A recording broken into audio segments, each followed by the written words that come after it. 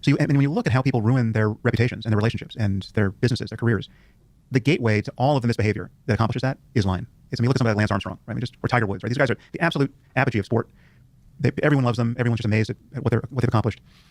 And yet, the dysfunction in their lives just gets vomited up for all to see at a certain point. And it was just enabled at every stage along the way by lying. Right? So if either of them had early in their career, before they became famous, before they became rich, before they became tempted to do anything that was going to derail their lives later on, if they had decided they weren't going to lie, right, they would have found everything else they did to screw up their success impossible.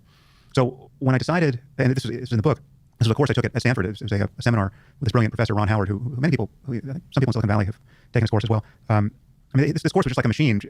Undergraduates and graduate students would come in on one side, and then 12 weeks later would come out convinced that basically lying was no longer on the menu, right? It was the whole seminar was an analysis of the question: is it ever right to lie? And really, we focused on white lies, truly tempting lies, as opposed to the obvious lies that screw people's lives and relationships.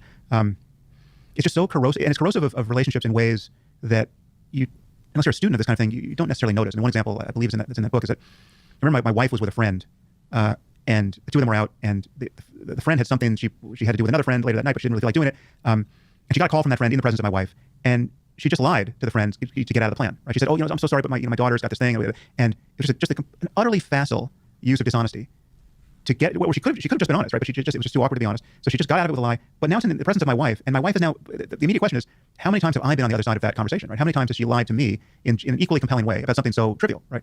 And so it just eroded trust in that relationship in a way that the liar would never have known about, would never have detected it, because she just went right back to having a good time with, they were just out to lunch and they continued, having their lunch and they're still having a good time. It's all smiles. But my wife has just logged something about kind of the ethical limitations of this person, and the person doesn't know it, right? And so once you sort of pull on this thread, basically your entire life becomes, at least for the transition period, until it just becomes a habit you no longer have to consider.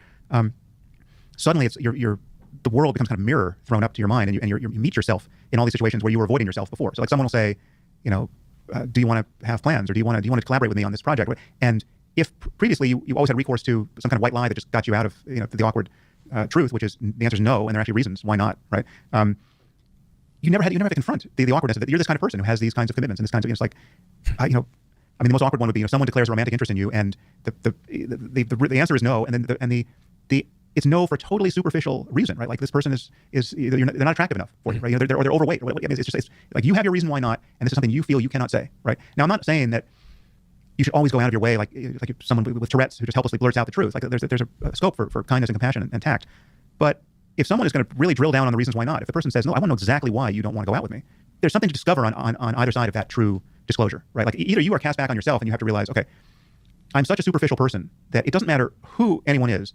If they're 10 pounds overweight, I'm not interested, right? That's the mirror held up to your mind. It's like, okay, all right, so you're that kind of person. Do you want to still be that kind of person? Do you really want to just decide that everyone, no matter what their virtues, right, and no matter what has been going, no matter what chaos is going on in their life, this person might actually lose those 10 pounds next month, and you would have a very different situation. But are you really not available? Are you really filtering by weight in this way? And are you really comfortable with that? And are you comfortable saying that? Like, if somebody forces you to actually be honest?